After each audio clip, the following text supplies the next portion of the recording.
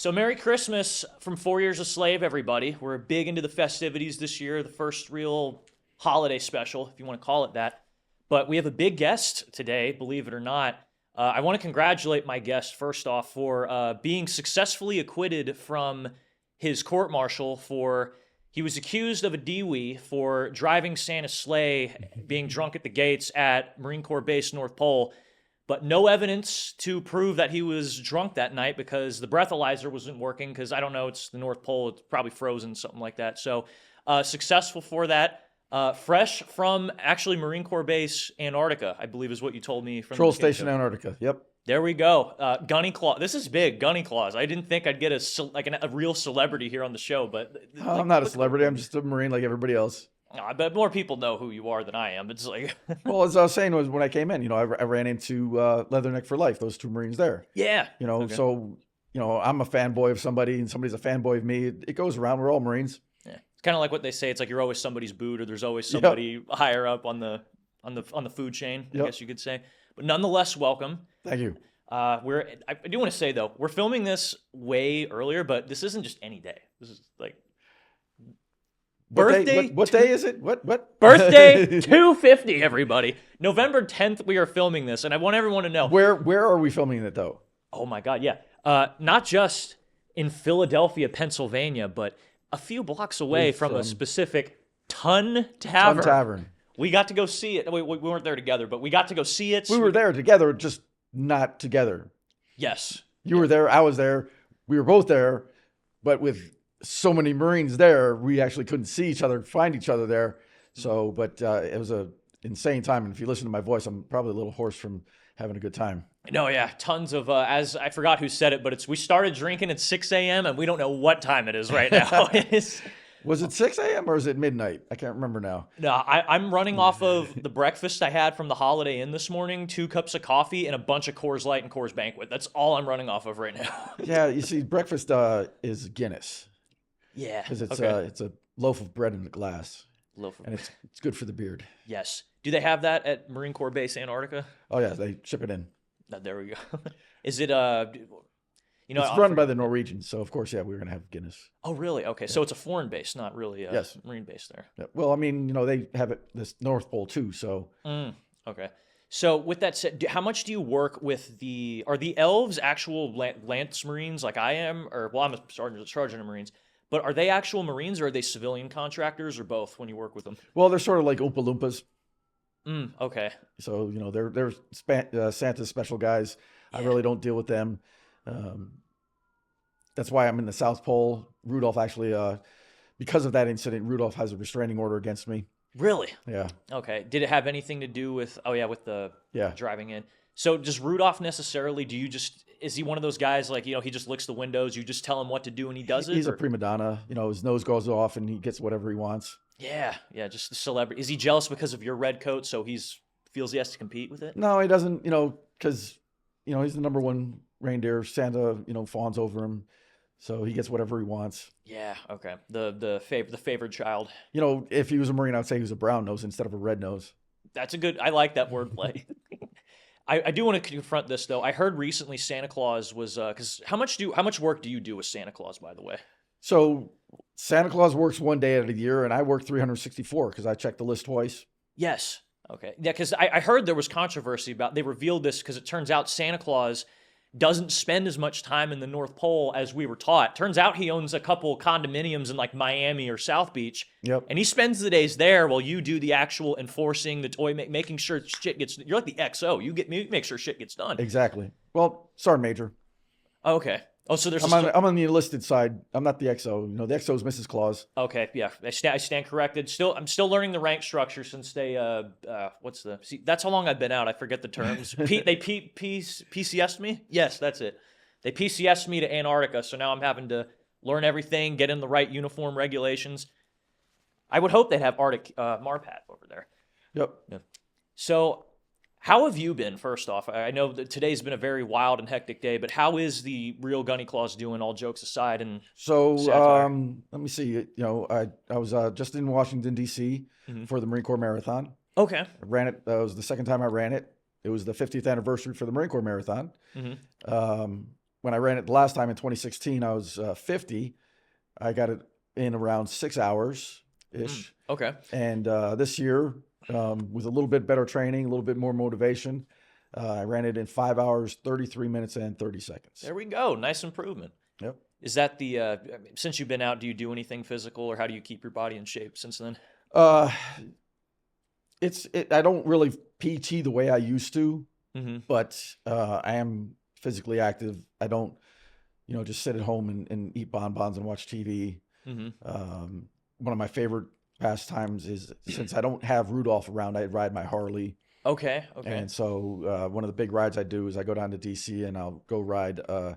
It used to be called Rolling Thunder. It's now called Rolling to Remember, and it's hosted by AmVets as opposed to Rolling Thunder. And so I go down and do that. It's a great weekend down there. I go to Arlington, place markers on the gravestones, do the Memorial Day parade. And no, I know last year I actually was with Gary Sinise on his float. Okay. I know with a lot of Marines, and we saw them at the block party, there's, I don't know if you would call, I guess, motorcycle clubs that they usually have. So, are you a part of one? Or? The club that was there that I saw was Leatherneck. They're a nation, and they're mainly here in Pennsylvania. There's Confederation down south. There's the original LMCI. There's other ones, these Devil Dog, Jarheads. There's a bunch of clubs out there that are specifically just Marines and Corpsmen. Yeah. Then there's an RC that I ride with. It's called the Brotherhood of Marine Corps Riders. Okay. Is that local to New York, or like no? It's national we have chapters all over, but the main chapter is Temecula, California. Okay. But it's an RC, not an MC, so not the same regulations and protocol as an MC. Okay. So dope. I want to just to backtrack a little bit, but for those, I would assume most people would know, given if they find you on here, they'll probably watch you. But for those who don't know, who exactly is Gunny Claus? Like, what exactly is the significance of who you are, what you do, represent, things of that nature? So obviously I'm a Marine. Some people aren't aware that I actually did serve in the Marine Corps because for some reason they think I'm Dudley Do-Right. Yeah. And so I served in the Marine Corps. I enlisted in 1986. I served for 21 years, 4 months, 19 days. Damn, I did a tour in Iraq where I trained Iraqi police. I retired and went home to New York where my family is. And to reintegrate into the society, I decided to start working with some charities. Okay. And so Ronald McDonald House, Habitat for Humanity, Gary Sinise, and of course, the Marine Corps Reserve has the Toys for Tots program. Yeah. And when I first got there was Fox 225 in my hometown, and so they didn't need me as a retiree to go and help.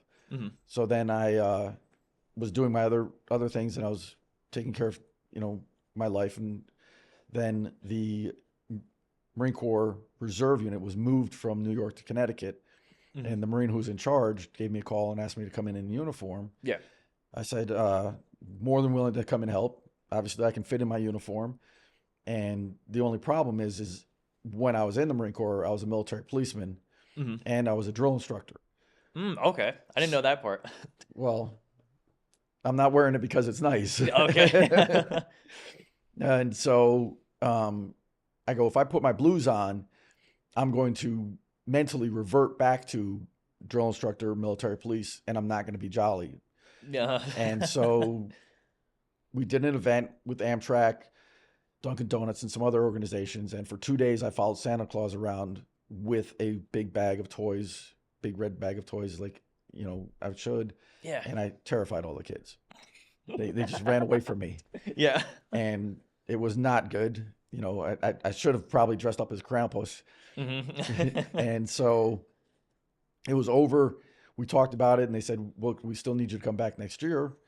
And I was like, okay. And so I was trying to figure out how to do this so that, I wouldn't scare the kids. Yeah. And so I was talking to another Marine in New Jersey, and I was telling them the problem. And they go, well, just do Gunny Claus. And I'm like, who? And they showed me on social media that the original Gunny Claus is a Marine from North Carolina, South Carolina area, Vietnam vet, and did Gunny Claus. And I was like, that's great. But I wasn't in the band. I don't have the red blouse. I just have a dress blue blouse. I I can't do that. And they're like, oh, not a problem. I'll just give you mine. Huh. And I'm like, what? And they showed me the picture of them playing in the band. And I'm like, oh, great. So Yeah. I get the blouse. Then I go online and I'm looking to find a Scarlet campaign cover, and nobody makes one. Yeah. And I'm like, this is crazy. How does this other guy do it? So I'm like, okay. I pull out my old campaign cover, look on the inside, find the name, go online, give them a call, and say, hey, do you make a Scarlet one, a red one? And they're like, no, you just do what Gunny Claus does. And I'm like, okay, well, what great. does he do? What does he do? And they told me, and I'm like, okay. So I ordered a campaign cover from them, and I made my campaign cover.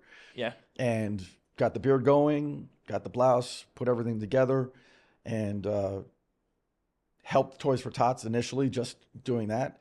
And so by the end of Christmas, spring came along, I'd shave off the beard and I'd be me again. Yeah.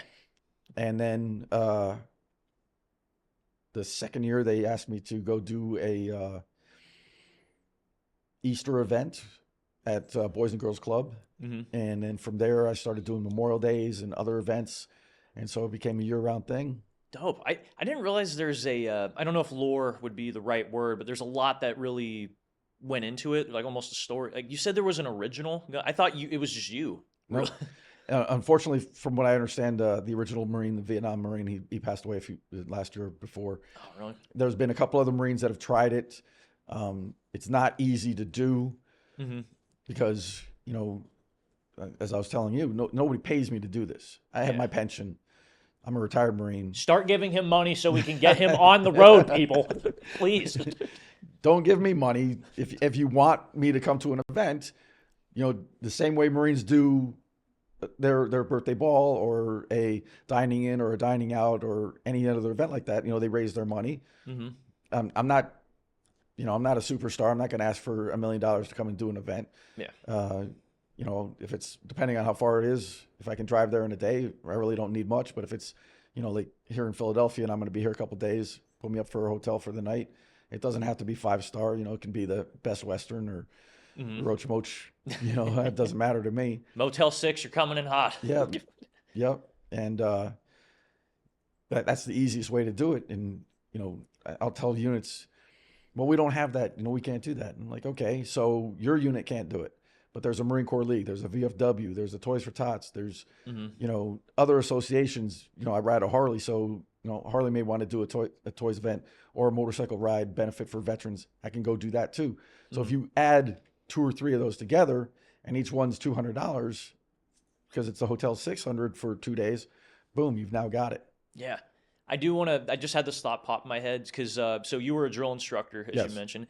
Have you had any of your prior recruits find you, or because if any of you were a recruit of Gunny Claus, I can't imagine just I don't know if it's PTSD or it's like, am I, seeing it right?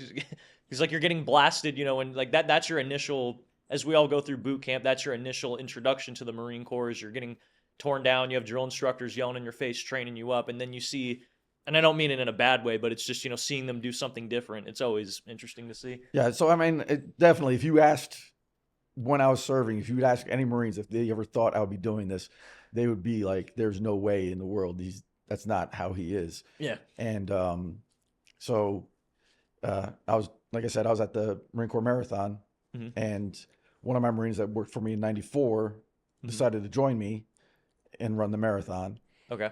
And so I had my uniform with me, and he became my unofficial photographer at the event, because people come up and want a picture and want to talk to me. So he became my unofficial photographer, and he got to see that change, because when I'm me, I'm just smoking and joking, having a good time. But when I start putting the uniform on and I start getting into the mentality of being Gunny Claus, and my vocabulary changes, because, as a Marine, we say hello to each other. We say Semper Fi. Yeah. Right. But as Gunny Claus, I say Semper Festivus. Okay. Festivus for the rest of us. Yeah. Right.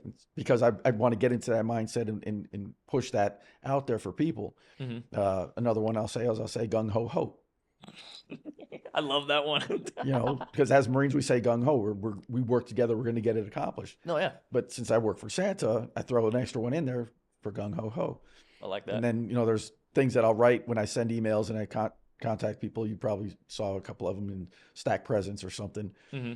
And so I do that. And so that's the transition. And so there is a definite difference between the way I was then and now. But I did have one of my first platoon as a drill instructor. I did another podcast, Urban Valor. Okay. And it was on YouTube. And I get a cryptic message on Instagram with a picture that I don't recognize, with a name I have no clue what it is. Yeah. And it basically just said, "Hey," and I'm like, "Okay, who's hey? What's this?" Yeah. And I was about to delete it and block him, and I was like, maybe not. So I replied, "Hey," and the next message is, "Do you know who this is?" And I'm like, I'm about to delete it. Yeah. And second later, picture pops up, and it was my guide for my first platoon. No shit. That's funny. And found me because of that podcast. And so I talked to him, and he went officer. He became a major, retired as a major. Wow. Okay. Got out of the Marine Corps, went out to civilian law enforcement, retired from civilian law enforcement, has a wife and a family, 4 kids, and I'm just like, wow, you did really good. Amazing. Yeah. And he's like, "No, you did. It's because of you." And I'm like, "I taught you to be a Marine, basically trained Marine. That's my job. That's what boot camp gets. You graduate. That's you. Yeah. Everything else is on you. You did all of everything else." But because you're such a role model sometimes, you ask any Marine who their drill instructors are, and they'll always remember him. Yeah. And so, that's still stuck with him. And so he went into civilian law enforcement because I had been a military policeman. Yeah. And so, just the way things go. Yeah, I think it's part of the reason I ask is because I've only been out for about 4 to 5 years now. So it's weird because, when I go in the Marine Corps, I picture, the first sergeants being the disciplinarians. I picture the officers trying to run an organization and all these other bits and pieces. But when I'm out now, and as I see some of them going out, I'm seeing some of them, they have TikToks, or I'm seeing them do family stuff with their kids. And it's, you realize that they're just normal people like the rest of us. Some of them, they go on to be successful. Some of them have hobbies and interests like you do, being a motorcycle guy and other stuff like that. And we forget that, there is the Marine, there is the sailor, there is the soldier, whatever, but there's also the human being that is, whoever. Yeah, that was the funny thing. I was waiting in line at the event at the birthday over at Ton Tavern, and I was talking to a sergeant major, and this woman was there, and one of the things that came up is young Marines on their first enlistment are in so awe of everything, and they're still learning everything, that they forget that the gunny or the sergeant major or the CO or whoever started out as a recruit or a lieutenant in TBS and had to learn all that stuff. They didn't just show up day one and at this rank. Yeah. We did what everybody else did. When I was in boot camp, I had to clean the head. I had to make my rack. Drill instructors, if I didn't lock my foot locker, my stuff was going all over the place. Yep. I did something stupid. My senior drill instructor caught me, and I may have gotten an M16 upside the head, but you know what? I'll never forget that. And I never did that again. Yeah, no. So speaking of, I assume most people, especially like now with the whole thing you have going on, most people just know you, I assume, for being Gunny Claus. But what was the actual career like for you in the military prior to Gunny Claus, prior to you? I don't want to say like world famous celebrity, but people just know you as Gunny Claus. But what was your actual Marine Corps career like that most people don't really know or understand? So crazy thing is when I went through, the Marine Corps was funding the Osprey by itself. Congress had cut the funding. Interesting. Okay. Because it wasn't working as well as they had to anticipate. It wasn't as good as the Harrier at the time. And this was in the 80s, 90s? 80s. And it was also the time that Ronald Reagan was building the military. So he was throwing a lot of money at the military. And so, amazingly enough, I came in the military under what was called the Quality Enlistment Program. So I got $4,500 to join. Really? Okay. I got corporal in 18 months. Guaranteed 4-digit MOS. Guaranteed East Coast, West Coast, or overseas. Marine Corps, what happened? Like, where is this now? Yeah, nobody offers it now, but back then everybody was offering it. They were throwing money at everything. And so I picked military police. Yeah. And this is, just one of the crazy things. There's the toxic water at Camp Lejeune. Oh yeah, I forgot. That was going on then. I never went to Camp Lejeune. Did not go to MCT. I went straight from boot camp to my MOS school. Okay. So I never went there. Damn. And so, there's a short period of time because of those circumstances that Marines didn't go there. Yeah. And so it was one of the things that, fortunately for me, unfortunately for others, I didn't get there. From MOS school, I went overseas. I went to Okinawa, 3rd Oh, okay. FSG, Yeah. because I wanted overseas. I wanted to deploy. I wanted to see the world. I mean, you're joining the Marines. Let's go somewhere. Let's do something. Absolutely. And so from there, I went to Korea, Team Spirit, Bear Hunt, deployed there. Went down to the Philippines for an exercise. Some people might know the exercise. It was called Kennel Guard 87. And a Navy SEAL who may or may not have done things wrong, but was apprehended and placed in Leavenworth, wrote a book about it called Red Cell, Wow. Marchenko. Whoa. Okay. Okay. Is there lore that I'm not aware of that I need to study? we went against him and his team, and then we redeployed back to Okinawa. Okay. Had a great time. So instead of just doing 1 year, I did 2 years. Went to Thailand also. Since I had extended, they messed up my orders to come back to the States. So I had no orders to come back. They just, like Marine Corps fashion, forgot about me. You're just in limbo in Thailand. Had no orders, had nowhere to go. And so they added me to another Marine's orders. And they said, well, we'll fix it when we get back to the States. And so I'm on leave. And I get this really nice actual telegram from... An actual telegram? An actual telegram. Jesus. Which nobody has anymore, nobody uses anymore. And it goes, report in immediately to MCRD San Diego. Okay. And I'm wow. like, oh, wait a minute. Did I mess up that bad? I got to go back to boot camp. What? And so I went into the recruiter's office that was there, talked to the sergeant major. I'm like, hey, sergeant major, I'm home on leave. Here's my leave papers. Here's the orders I had. And they're saying, I got to go in now. And they're like, hold on. Calls the monitor. The monitor's like, not a problem. Finish your leave. Okay. So I go in, I check into my unit. I'm working. The Marine whose orders I had been on is at Camp Pendleton. Okay. So now I talk to him and he's like, where are you? I'm like, what do you mean, where am I? I'm working. He's like, no, you're not. You're a deserter. Because nobody told the unit that got switched from that I had been switched to another unit. So they're reporting me as a deserter while I'm working at my base. Oh my God. So I was like, oops, hello. Yeah. Is everything okay? Please? I'm getting my paycheck, so I'm okay, Dude, I would not want to be in that position, especially back in the late 80s, early 90s, whenever year that was. That had to have been insane. Like, it was an interesting few days. Yeah. And then did my time there, went up to Camp Pendleton, Marine Corps base, 1st Marine Division. 1st Marine Division, I went, became a drill instructor, went down to MCRD San Diego. Okay, there we go. From there, I went out to Fort Leonard Wood, Missouri to be a military police instructor. Finished that, told the monitor I wanted a deployable unit, so I got sent to 1MLG, Camp Pendleton, deployed to Iraq, where I was at the TQ, and I was at Cop Rawa, where I was in charge of a police transition team. Came home, and I retired. I will ask you about that because I was the last part when I was listening to some of your other shows, you were talking about people debating you on like training the Iraqi police force, I think it was. Yeah. But why everybody has it usually, but why the Marines specifically? You might have dived into it when you were talking about your family lore a little bit from another show, but why the? I mean, because there's all the other branches, but why the Marines specifically? Why did I join the Marines? Yeah. So everybody has those moments where they pick a branch, and a lot of people will say, oh, it was because of this or that, but a lot of the media, when you watch movies, you see TV, you hear of things, you can see that the Marines are in a higher regard than any other branch. And we do more, and it's not going to be as easy as another branch.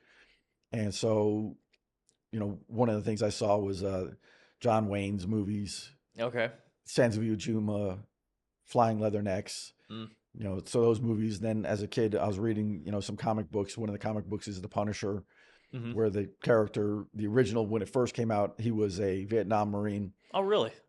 Okay. And so, it's quite a few years now. And so they keep updating it. So now the current one is a OEF veteran, but back then it was that. And so you see that, and then, you talk to people that have served, and the Marines always stand out wherever you go. Yeah. If you go somewhere and somebody has been in the Marine Corps, you can tell that they've been in the Marine Corps. And then you talk to somebody else and they're like, oh yeah, I was in the Army, or I was in the Air Force, I was whatever. And you can't see that pride in them. No, yeah. And so, it's like, okay, well, like a lot of things, if I'm going to go into something, I'm going to do something, I'm going to do it 100%. I'm going to do the best. Mhm. And so the Marine Corps is that. Yeah, exactly. And plus, I don't know if it really did, but because you mentioned, like with Reagan building up the military, it was slightly different back then. But I imagine the patriotic fever back then and like the, American versus Soviet Union propaganda. I mean, was that also driving it a little bit? So when I was younger, there was a time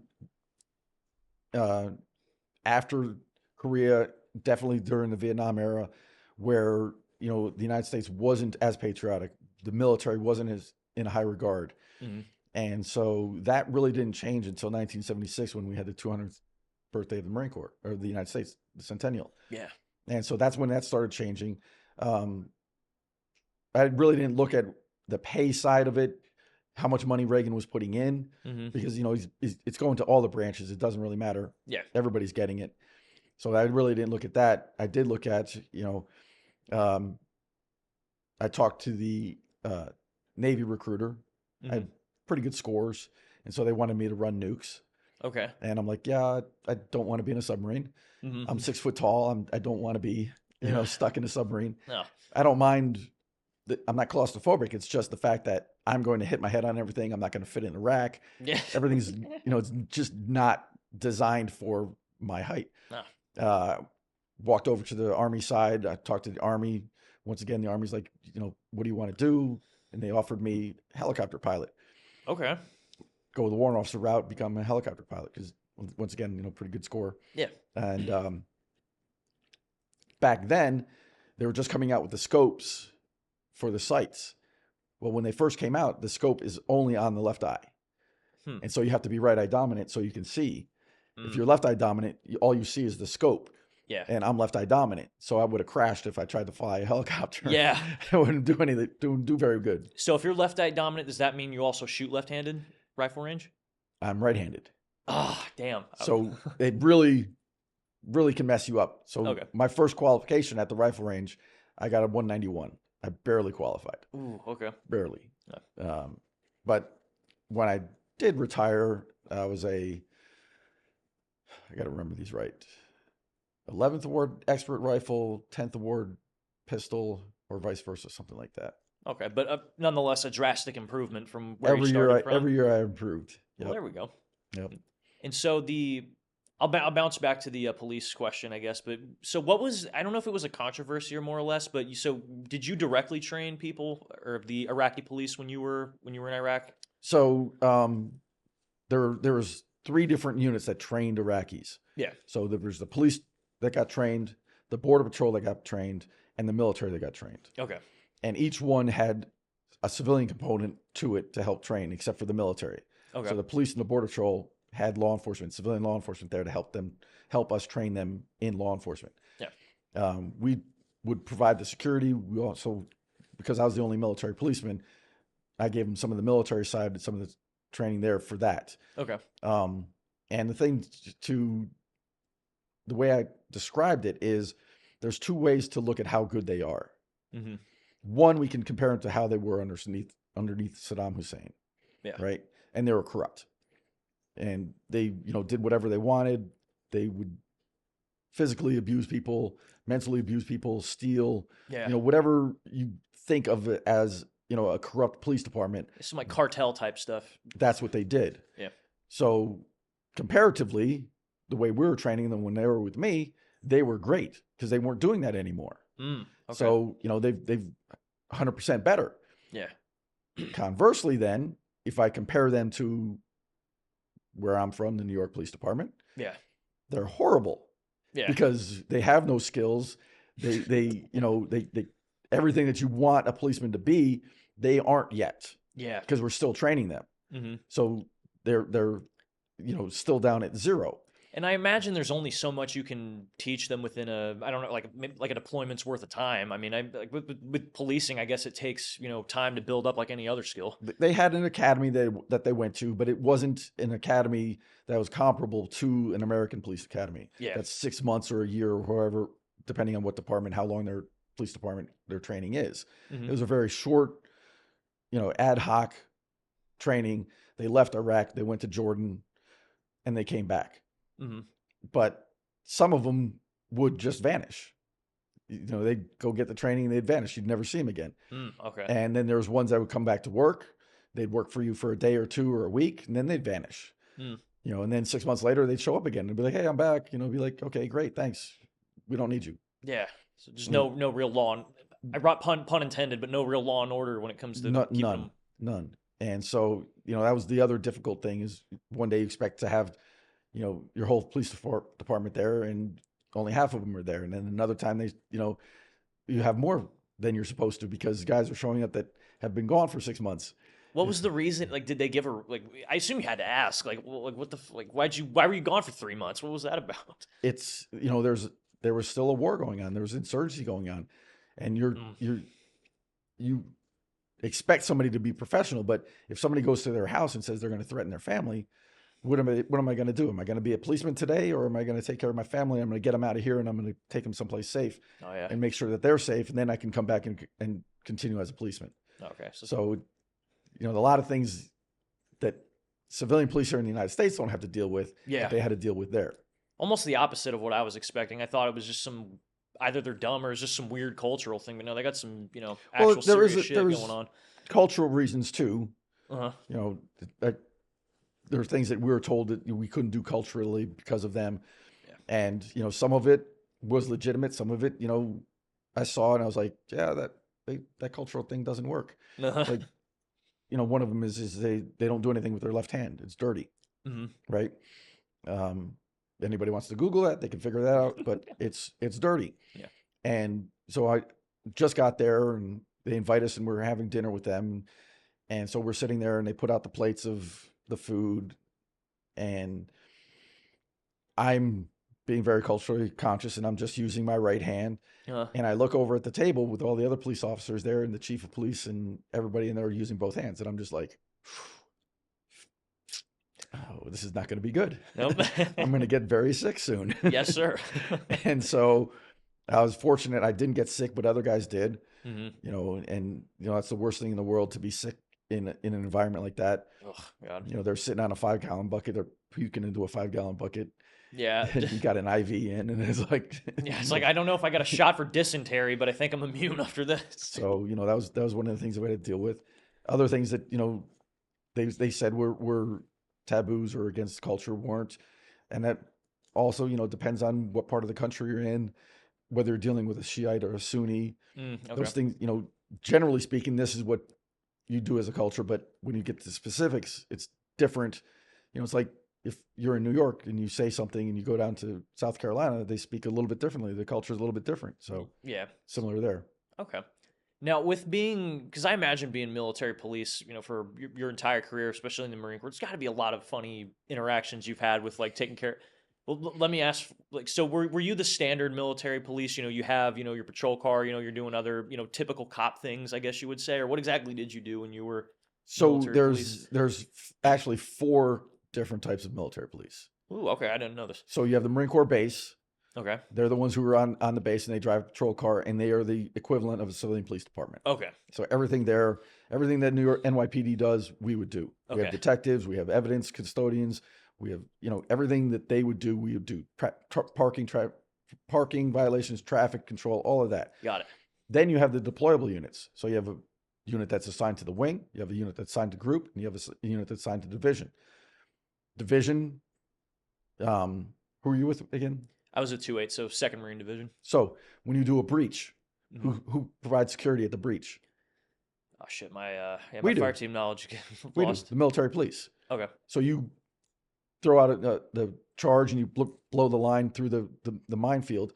You can't stand there and guard that. Mm-hmm. So you have to go through. You have to go do your mission, close with, and destroy the enemy fire maneuver. Yes. Well, I pull up as an MP in my Humvee with my 50 cal, my Mark 19, and I provide the security. Interesting. Okay. You guys didn't know that because I drive up and I just look like a cat team. Mm-hmm. Because that's what you see. You Humvee, 50 cal. And I'm not wearing a big red armband. I don't have code lights or anything like a policeman. I just look like every other Marine. Yeah, blend in perfectly. you don't want to stand out in certain situations. No, good idea. I mean, there's a reason they have the officers wear the black rank, you know. And so, that was one of our missions. Okay. One of our other missions is we provide the security detail for the commanding general. Okay. So when he goes out and he wants to do something, the military police are there, and we're doing the same mission the Secret Service does for the president. Yeah. Okay. That's one of our missions. It's like private security, you know, detail. That's exactly what we do. Okay. And we also would make sure, when I was at TQ, we made sure that the road was clear of IEDs between Fallujah and TQ for 6 months. Okay. So we drive back and forth on the road, trying to keep the insurgents off, trying to keep the IEDs out of the road. Yeah. And for that 6 months, my Marines were able to do that. And so nobody's wounded, nobody's killed on that road. Interesting. Yeah, I didn't know the whole. I mean, it feels weird that I don't know it because I was in 0341, so I feel like I should know that. But I didn't really know how the military police integrates with a combat unit when they're not doing normal cop stuff. But it's weird to see. Not weird, but it's cool to see that you guys have like an actual useful role in all of that. And then so with the wing, when they go to set up a forward base to refuel the helicopters, we're the ones who go up there, secure that area, make sure the area is secure because they don't have any infantry there. There's no grunts with the wing. So we go up, we secure that, we provide the security at the base. They come in with the logistics, fuel, they reload, refuel, they take off, all that gets packed up and we all take off again. Okay. So there's somewhat of a looming debate about this because you have the O3s and obviously there's a grunt pride that they claim to be the tip of the spear, the real Marines sort of thing. And then there's some MOSs where it's like kind of iffy and they want to throw them into the debate like engineers, for example. But I think I'm going to throw military. I'm just going to speak for it. I'm going to throw military police in there. When it sounds like you guys basically do the same stuff we do when they, put you on a deployment. So when I was with 1st Marine Division, we were at 29 Palms so much for CAX, Desert Fire X, Steel Knight, all the training that was out there. Yeah. That Headquarters Marine Corps wanted to move our company from Pendleton to 29 Palms to save money and wear and tear on our vehicles driving back and forth from Pendleton to 29 Palms every week. Damn, okay. But of course, the commanding general's like, no, you're not going to take one of my companies. Yeah. Because then they're unsupervised. They'll do whatever they want. Yep, as we will. And so, we'd go out there and we get assigned to 1st Marines, 5th Marines, or 7th Marines out there for a CAX or whatever the exercise. And we go in, we'd give them an estimate of supportability on all the missions that we would do. And whoever was in charge would decide what missions he wanted, what missions he didn't want. And we were out there one time, I was a sergeant, and we couldn't get a range for our 50 cal shoot because they were all booked by you guys. Yep. We couldn't get in. And I went to their training and I said, hey, we need to fire our 50 cals. Can we shoot on the range when you're shooting? They're like, nope, we don't want you. You're MPs. We don't like you. Like, okay, great. Thanks. So I go into the training and I go to the gunner who's in charge of the ranges and everything. I'm like, hey, I need to get this range. I've got my ammo. I've got my guns. We need to train. And he's like, well, I don't know what to say. There's no schedule. And I'm like, but I still have to do it. And he's like, okay, here's a book. Here's a protractor. Here's a compass. And I'm like, okay, what do I do? He goes, there's 140,000 acres out there. Make yourself a range. Did you actually make a range? I actually made a range. Are you serious? Yeah. So I assume the book lays out the guidelines, but so how do you begin to create your own range here? Like what range do you So you open up the page one. It's like, okay, what weapon are you firing? I'm firing the 50 cal. Okay. Maximum effective range of a 50 cal is. Take notes, leaders. By the way, this is how you get shit done. Maximum effective range of a 50 cal is so many yards, so many meters. Mm-hmm. Then you look at in the book and it'll say, okay, even though it goes only out, we're going to say hypothetically, it only goes out a mile. Yeah. To be safe, you do 1.5 miles. Okay. So that way, if you fire and for some crazy reason it goes a little bit further, you're not hitting anybody. No, yeah. Then you do your left and right lateral limits, mm-hmm. and you do all of this stuff, and you put it all on paper, and then you look at where you're at there, and you're like, okay, I'm going to block off that road so nobody can come in here and go into my impact zone. I'm going to block off that area. There's a mountainside. Nobody's coming across the mountainside. Yep. Make sure there's no helicopters or anything else flying around. And you do all that everything you give, and you make an overlay of your surface danger zone, which mm-hmm. is your range area. Yeah. And so I did that. I used the protractor and the compass and everything that the warrant officer gave me, the gunner gave me. Now, what's running through your mind is like you're planning it out and you're trying to take the initiative to get this done. Is part of you thinking like, dude, I'm going to get so I'm fucked if something goes wrong here or anything like that, or are you still? Because like I've never heard of creating a range. I mean, it's like is that legally? I assume it's legally allowed to some extent. Well, that's what I'm saying. Is the surface danger zone is the overlay that goes on the map at range control at 29 Palms, Uh huh. and they then put it on their map and say, okay, these guys are going to be in this area on this day, so we're now going to restrict any flights over that area. No helicopters are going to fly over. We're going to tell any convoys that are in the area not to go down route whatever, so that it's all safe. Everybody knows that this is going on. Okay, so it sounds a lot more simplistic than It sounds simple, but there's a lot of moving parts. yeah. And so, you know, I put everything together. I got the surface danger zone. I went out to range control, gave them a copy, went in, gave the warrant officer my whole package, told him what days we were going to be there, what we were going to be firing and everything. He looks at it and he's like, okay, this is good to go. And he goes, well, I'll bring it to range control. I go, well, I already did that. And he's like, why? Well, because it's in your book. He's like, okay. Yep. Check 1, check 2, range control, did it. And so, I'm a sergeant and I'm sitting in, the colonel's there, and they get done with everything, and the air's talked about their missions, their training. Yeah. Everybody's talked about their training, everything they're doing, and it gets all done. And the warrant officer goes, okay, so we got one more thing to talk about. The military police are going to be out. They're going to be doing a shoot 50 cals out here. And if anybody ever wants to do, as you just said, a surface danger overlay and make a range, go see Sergeant Porter. There we go. And I'm sitting there going, oh man, did you just? Am I in trouble? You know. Oh, that's. And that was I got one of these. Wait, which one you get? One of them. Oh, okay. This is something good for it. Well, the colonel liked it. He was like, so he went to my boss, my staff sergeant, Yeah. who was the OIC for our detachment, and said, hey, you guys did a really good job. That was really good. Here's your award. And being a good Marine, good staff sergeant that he was, he goes, I didn't do that. Sergeant Porter did. And so he passed on the award and gave it to me. Dope. What's your opinion on being, speaking of awards and stuff, ribbon chaser? I don't know if they had that back in the day. No go. No go? They're on the naughty list. Really? You know, that's the thing is there are times where I could have, if I'd really pushed issues, I could have gotten more awards. As a military policeman, I was at the Marine Corps Recruit Depot, San Diego, right? And I'm a young corporal. And if you know the depot, there's the giant parade deck that everybody stays off of. And then at one end, you have the commanding general's building. At the other end, you have the depot theater. Okay. And you're supposed to drive all the way down to the corner and make a left and drive straight down and not cut across the parking lot. Okay. Well, the commanding general's secretary is out getting out of her car early in the morning, and it's daylight savings times has changed, and so it's a little bit dark, and the car comes zipping diagonally across the parking lot and startles her. She gets in, commanding general's like, what's up? You seem a little flustered. And she says, oh, nothing, you know, just this car cut across the parking lot. Oh, I don't like that. Somebody scared my secretary. Provost Marshal, stop that. Click. There's no laws on parking lots. There's no vehicle codes that cover parking lots. There's no base regulations that cover parking lots. Yeah. It's this gray area, right? And so the provost marshal turns to the traffic investigators, the two Marines that are specifically designed to control traffic, run radar, issue parking tickets and everything. Take care of this. Well, they open up the vehicle code, they open up the Marine Corps manual, they open up the base regulations, and there's nothing. Yeah.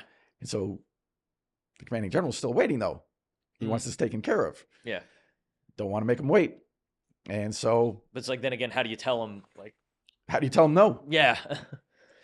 And so 2 days go by. The deputy provost marshal comes down. The captain comes down. And I was on the desk as the desk sergeant. And he goes, Corporal Porter, such and such is taking over for you. Let's go. And so I'm like, okay. So I grab the manuals. Yeah. We drive out to the parade deck. And he goes, stop that from happening. And I'm like, wait a minute. You've had these other two Marines working on this for the last couple of days and they can't figure it out. And you want me to solve this today? Yeah. And he's like, yeah. I'm like, oh, great. Thank you. So I'm standing there and I'm looking at the parade deck and I'm looking at the road and I'm trying to figure this out. Yeah. And there is zero regulations about a parking lot. And I'm standing there and I'm watching a car drive away from me. And I'm like, I'm at the flagpole by the parade deck and I see this car drive away from me. Then I see another car come towards me And I'm like, that's an interesting concept there. And I open up the book and I'm like, the definition of a highway in California is one lane of traffic with an entrance and exit, separated from another lane of traffic with an exit and entrance. Hmm. So this parking lot actually isn't a parking lot, it's a freeway. Okay.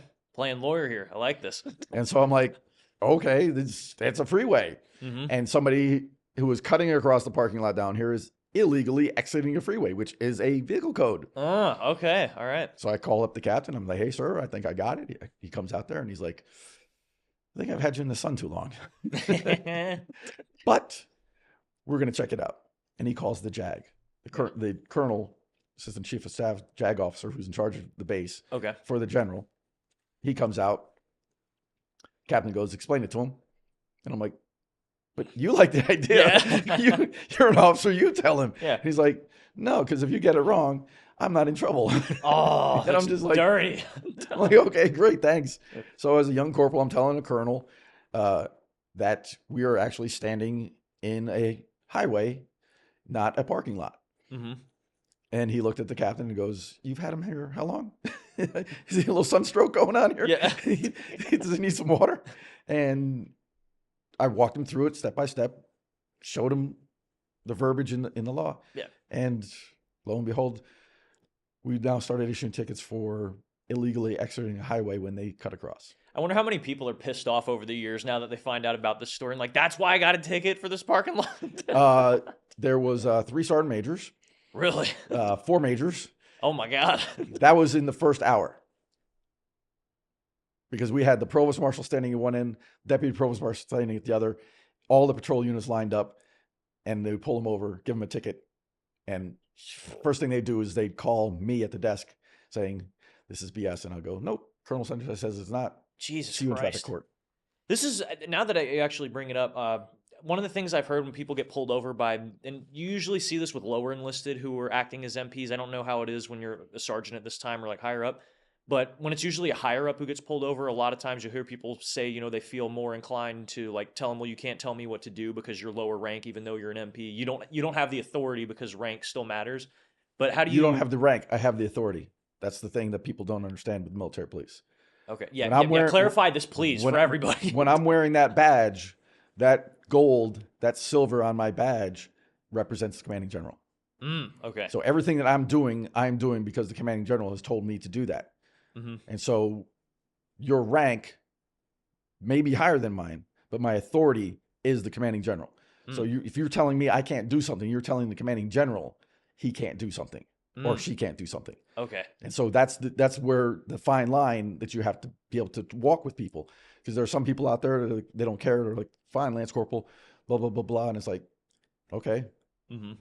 I can imagine part of my like Lance Corporal brain that's just wants to like push the law and stuff on that, because if your badge in theory represents the commanding general, and if I have the badge, therefore, if I'm the commanding general, does that mean as like a Lance, can I just go into an officer's mess? Can I skip lines to help, like really, I don't want to say abuse it. I'm sure there's some people who do, but really have fun with it to some degree. So there are certain circumstances where, you do things that other people can't, right? Mm-hmm. For example, everybody saw it in boot camp. Drill instructors go inside into the squad base, they wear their campaign cover. But when they go into the chow hall, they take their campaign cover off, right? Because we're eating chow, right? Well, as a military policeman, since I'm actually under arms with a weapon, I don't take my cover off when I first enter, because then my hands are occupied. Okay. Right. So you'll see somebody who sees the drill instructors, remembers drill instructors. They take their campaign cover off when they go indoors at the chow hall. Here's a military policeman walking through my line, and he still has his cover on. You can't do that. Yes, I can, because the order is different. Okay. Right. Another one, that people don't understand, and this usually is an officer. If I'm escorting a prisoner as a military policeman, I'm chasing a prisoner and he's handcuffed and I'm escorting him around, I don't salute. Okay. Because that person may or may not actually be an officer, or he may be trying to get this person out, have him escape. And so if I'm saluting and I'm rendering honors to, other people, officers and everything, I'm not doing my job as escorting the prisoner. Yeah. So now I don't salute somebody, and they, you're supposed to. And I was like, pardon me, I'll come back, I'll explain it. And that's the reason. It makes so much sense now, but there's a lot of tactical stuff that goes into it because you guys, when you're in a, I don't want to say not civilian, but I guess in a garrison environment, you're still doing more tactical stuff when you're in garrison that you have to keep in mind. But it makes so much sense now that you point out a lot of those small things. My first duty station was Okinawa, commanding generals building at Camp Butler. There is a no loan zone. A no what zone? No loan zone. Loan zone? If you work with nukes, if you have a high enough clearance, you can't go in there by yourself. So there was always two people, the buddy system, that we've learned. Yeah. And so that safe at Camp Butler, if somebody was to go in there, they were classified and they have the security clearance and they go in there and say the one guy goes to leave before the other one comes out with him. Yeah. Deadly force is authorized. Okay. Doesn't matter if they have a weapon or not. Doesn't matter what they're doing. Yeah. What matters is they are now by themselves. And the assumption is something has gone wrong and they cannot do that. And the way to stop them is deadly force is authorized. Damn. Okay. Tyler, how are we doing on time? You guys are good. You're coming up on, that's 51 minutes. So, I have another like 10 minutes or so that I can give you guys, if that's okay with you. Yeah, that's great. Thank you. Yeah. I'll just maybe do like one story or two, and then at the end I ask what advice you want to give to everybody who's like still in that's watching. But in terms of like actual like funny times or anything, out of all the interactions you've had being a military police officer, is there anyone that just stood out that's body cam YouTube footage worthy, or just still makes you kind of laugh at to this day? Fortunately, we didn't have body cams then, so there probably would have been some videos that were on YouTube. I think one of the best times I had was I was training a young Marine. I was a corporal. He just gotten out of MP school, so he's a PFC. Okay. We're at a spot where we're watching cars make a stop and make a right-hand turn at a stop sign. Okay. And not everybody comes to a complete stop. You call it whatever you want, rolling stop, California stop, whatever. I do it all the time. I don't. But it was in a location that didn't, it had enough traffic that we could practice doing traffic stops, but it wasn't in a location where we block traffic and cause a lot of problems. So I have a young PFC, has just gotten out of school, is not experienced in doing this and talking to Marines and explaining to them why they're pulling them over. So it's going to be a real simple, real down and dirty thing. Gets up there on the second or third one, and it's a master guns. And he just loses his mind. Yeah. He can't get the rank right. He can't get the guy's name right. I mean, just everything that you could say wrong is wrong, and he's stuttering and he's sweating. That's the worst rank thing, especially as a PFC, because you never see it. And so he's just lost. And I'm standing there watching him from the other side of the vehicle, covering him, and I'm like, okay, this is, no. Yeah. Switch. So I grab all the paperwork from the master guns. I go up there. I go, how do you do? I'm Corporal Porter with military police. The reason we pulled you over was this. We were going to give you a written citation, warning, to give him training, blah, blah, blah, blah. Explained it all to him. Thank you. Have a nice day. Yeah. He hands it back to me. Get him back over here. Give me the ticket. And I'm like, excuse me, Master Guns, you want a ticket? He's like, yes. 1, he needs the experience. 2, I'm going to show my Marines that you are here, you're doing your job, and even I can get a ticket. Damn. That is leadership I was right like, there. That is okay, leadership. okay. Get back over here, BFC, and he did it. And, it took a little bit longer than anticipated because but he started to calm down and started to settle down and get into the routine. And so it worked. Damn. That's one of the best ones. Yeah, that is a really good story though. It's like it's wholesome. I like that. Do you have any I was gonna ask for another one, but I feel like that's a bit low hanging fruit. But do you have any that were physical? I would say like any interactions that maybe not even combat oriented, but you just had to wrestle out a few drunks or stuff like that. The one that sticks out in my mind was a domestic. And so it was a husband, wife, Marine, wife is civilian. She didn't like what he was doing or wasn't doing, or you don't get in the middle of those things. But my partner had apprehended him and we were taking him out. And sometimes they change their mind and they don't want him to go now because they could lose everything. Yeah.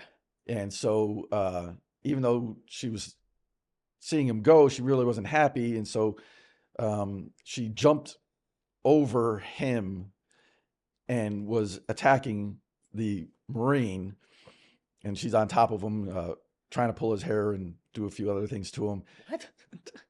And I'm standing there and I'm like, okay, that's not good. And so I took her off and body slammed her Yo, let's go. and yelled at my partner, get him out of here. And she was so irate Can I at ask? him that she didn't even realize I had done it. Can I ask how big or how small she is? Because I know some. I mean, not to disrespect any Marines, but some of y'all's girls are kind of behemoths out there. Not to be disrespectful, but She wasn't a little girl. okay. Well, that's good props to your strength level. Then I like that. Well, I mean, that's what we do is, as in your MOS, you would go to the gym, you'd work out, you run, you do your training that you're supposed to do. Same thing for us. Yeah. McMap came out. We all have to go through McMap like everybody else. We do other things that you wouldn't do, like pepper spray, Yeah. taser. Those are fun. I assume you've had to use that probably ample times. We really don't use it that often. I've probably been pepper sprayed in training more times than I've actually used pepper spray. Oh, really? Okay. You have to get trained once a year, Oh, you have to do that yearly? yearly. Dude, screw that. I wouldn't be an MP. Well, after 20 years, you actually become kind of immune to it. What? So, Oh my God. So when I was training my Marines, what I'd do is I'd take the can of pepper spray, I'd shake it up, I'd spray it into my palm and go, yeah, that's some good stuff. Brother. And they'd be like, did my Gunny just eat pepper spray? What? Holy shit. Okay, look. I understand you're with MCRD Antarctica, but the hazing that you probably had to do to the good training in the wood line that you had to do with your boots or your junior Marines, since you have all the tools at your disposal, please tell me you had to use those at some point. Of course not. No? Depends on the statute of limitations on what I would say. Oh yeah, I forgot. Yeah. You're still under a watchful eye. This is all allegedly, by the way. Please, if that JAG's watching, allegedly, I used that. Yeah, I wish I had more time for all these stories, but this has honestly been really, really a big blast. But before I end it off, I'll usually ask if there's anything. I know Toys for Tots are going to mention it, but if there's anything that you want to promote, follow you on social media, anything you want the followers to go check out. Do you have anything like that?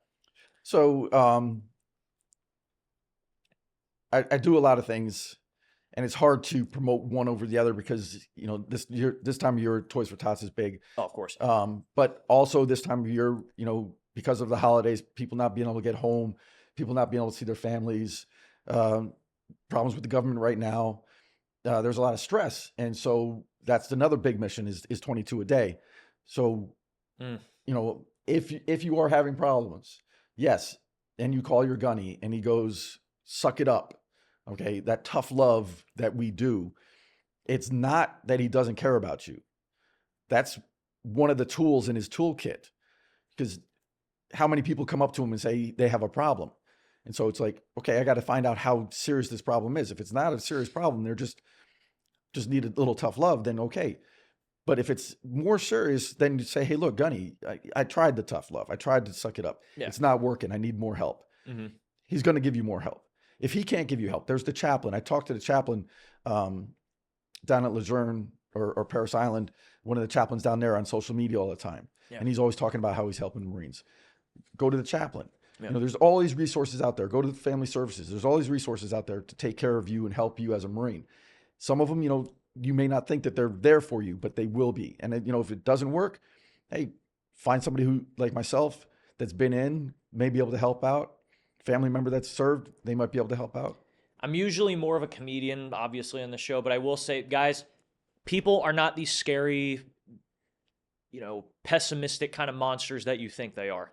People want to help if you really do have problems, whether it be with something that big or even the actual root cause of it, whether it be financial, family, whatever it may be. People want to help you. Right? I think, for the most part, you would agree there. Yeah. And it was like I was just at the event, and one of the organizations that I support there is the Irreverent Warriors. Mm-hmm. And we do the silky hikes to prevent veterans from committing suicide. Okay. So that's one of the things that, we do out there and try to do. It was started by a bunch of the Marines who were in Iraq and Afghanistan, and you can see some of their stuff on YouTube, on Vet TV. Yeah. So you see some of the comedy there and some of the crazy things that go on. Mm-hmm. And that's a good thing to see, that comedy. It's like, oh, my life I'm having a problem. And then you watch a comedy sitcom and you're like, oh, wow, somebody else had the same problem. And they got it resolved. Absolutely. Uh, Honestly, that could go for the good advice, but I'll just have to ask because it's, standard tradition. But to everybody who is watching that is still in the military, whether they be Marines, we have a good handful of corpsmen and some soldiers watching too. But if they're still in the military, what just in general advice, whether it be military life, anything, do you have to, would you give to them right now? That's a really broad question. It really, uh, as broad as it is, it's also a very in-depth question. I mean, I can only look back on my career and the things that I went through, and I laugh at some of the hardships that I actually made it through uh, because of the Marines to my left and right. Because of I was a Marine, I was able to do those things. When I first thought of them and I first ran into that problem, I was like, "This is insurmountable. You can't get past this." Yeah. But then you say, "Okay, I need help. I get the help," or you get the right training. You get put in the right position where you can do those things that you need to do. So, we say, don't surrender, never surrender, carry on. Mm-hmm. And, you may not think that you can. There's times where you think you can't do something, but trust me, there's 150,000 Marines out there that have already gone through what you've gone through. There's, 300,000 soldiers. There's 300,000 sailors. Yes. The Air Force is out there. The Coast Guard is out there. The Space Force is now there. They're different branches, but we all human. We all have the same problems, Mm-hmm. and the help is always there for you. You just have to be able to ask for it. And the hard part then is sometimes is even though you've asked for it, you may not get that answer that you want immediately, and you may not think they're trying to help you. And so you then have to look at yourself and evaluate it and go, okay, this is the best help for me. Absolutely. For a Christmas episode, I can't think of a better, more articulate way to end it off, or for a better guest to have it on than someone whose literal name is called Gunny Claus. But Gunny Claus, I can't thank you enough for I coming appreciate on it. the show. I'm glad you're here, and this makes what I do worthwhile. This whole weekend I've been on the road. I've done over 1,000 miles. I've been in 3 different hotels. Yes. I'm running on empty right now. You can't tell how many libations I've had before I got here, and still trying to be coherent. Yes. And being here with you makes me double my efforts, try harder so that I can do more for others. I'd love that, absolutely. Well, we still have it's November 10th. It's not Christmas for us yet, but we still have a little more festivities and some, beverages to pound down. But everybody, have a Merry Christmas. Please go follow Gunny Claus. All the causes that he mentioned, it was Irreverent Warriors? Irreverent Warriors. Irreverent Warriors. If there's any military suicide prevention charities out there, go support them. A lot of great causes. It's time for giving, everybody. So give to something good and worthwhile. And thank you guys. We will be out of here. Have a Merry Christmas. Yeah, and I'll probably just chip that out. But yeah, I can't thank you enough for coming on.